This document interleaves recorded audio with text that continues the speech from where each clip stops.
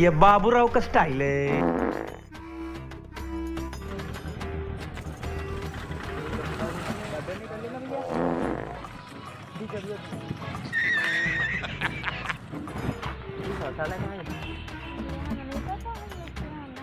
कहाँ से आओ आप लोग? बाहर से हो क्या?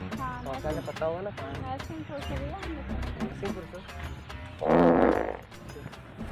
बता दो यार दीदी, पता होगा तो। कहाँ पे?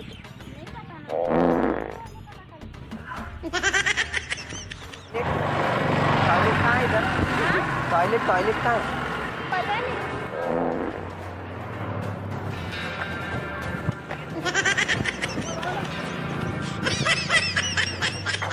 भैया इधर वॉशरूम कहाँ पे है? वॉशरूम कहाँ पे होगा? वॉशरूम यार, पेट भयंकर खराब हो गया यार भैया।